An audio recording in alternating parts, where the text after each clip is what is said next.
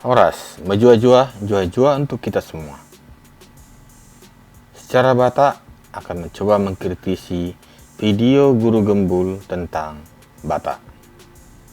Ini adalah bagian pertama yang membicarakan tentang asal-usul. Saya setelah coba memberikan pesan melalui komentar di akun YouTube Guru Gembul sebagai berikut. Memberikan sejarah dalam kebenaran yang seutuhnya itu adalah suatu keharusan bagi kita.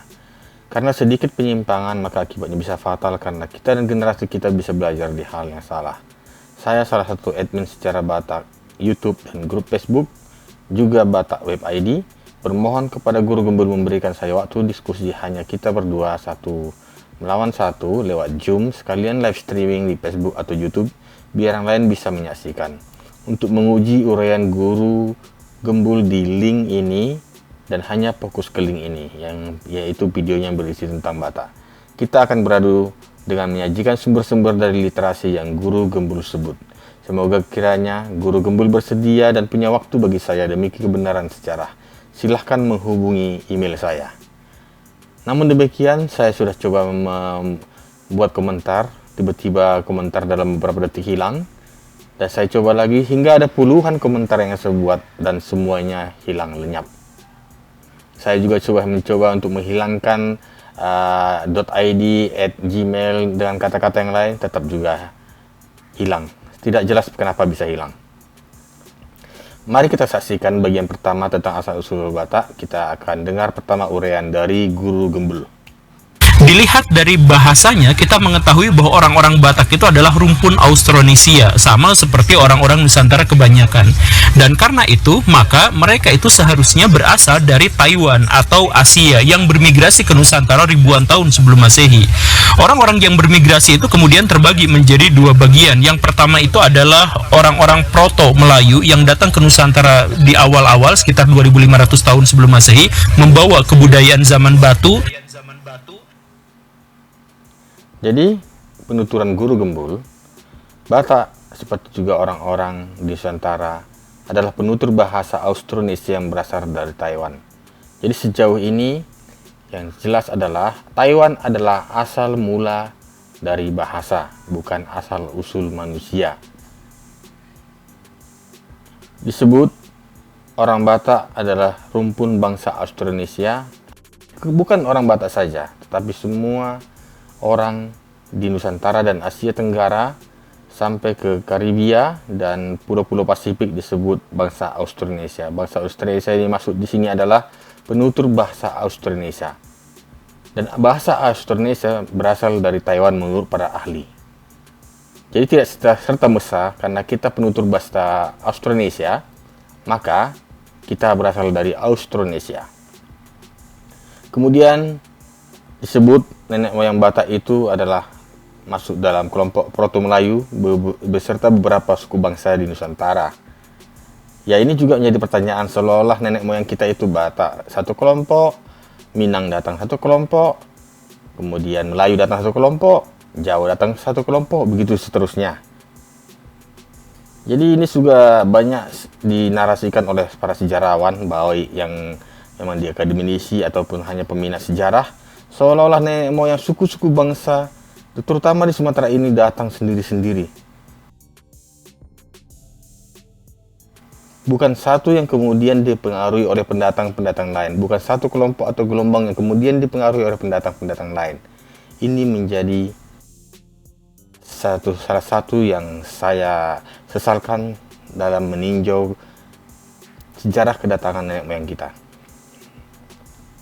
Kemudian aksara. Aksara berasal dari Mesir kuno atau disebut juga aksara Semit.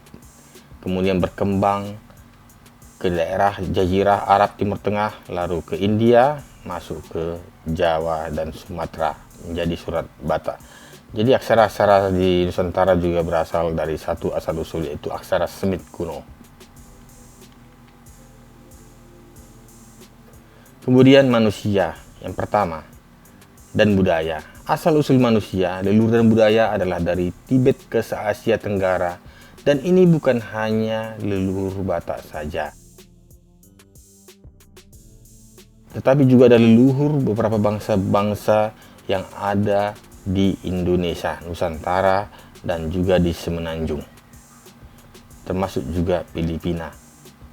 Jadi dalam menguraikan leluhur asal usul Batak tidak bisa dilepaskan, karena Batak itu bukan dari sana asal Batak mereka membawa nama Batak. Nama Batak itu adalah setelah mereka bermukim di Sumatera.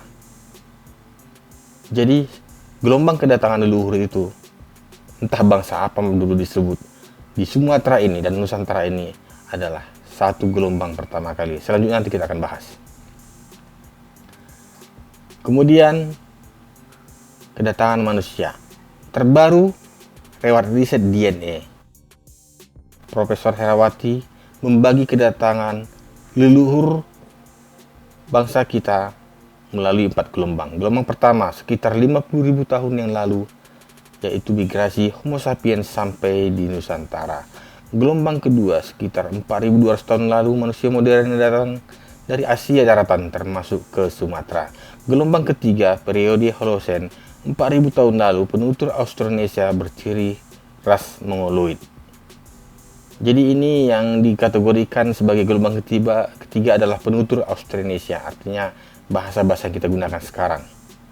Gelombang keempat zaman sejarah, itu adalah campuran dari India, Arab, dan Eropa masuk ke Nusantara. Jadi kembali, penyebutan nenek moyang orang Batak datang dari Austronesia ini juga menjadi pertanyaan sampai saat ini.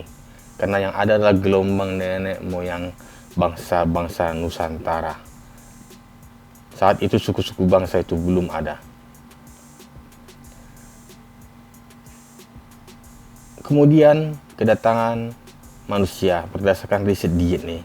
Mayoritas DNA dari orang Batak adalah Austronesia, disusul Austroasiatik, lalu Dravidian, dan seterusnya. Bangsa Austronesia adalah memakai rumpun bahasa-bahasa dari keluarga Austronesia. Jadi kita lihat pada grafik terlihat bagaimana mayoritas pengaruh Austronesia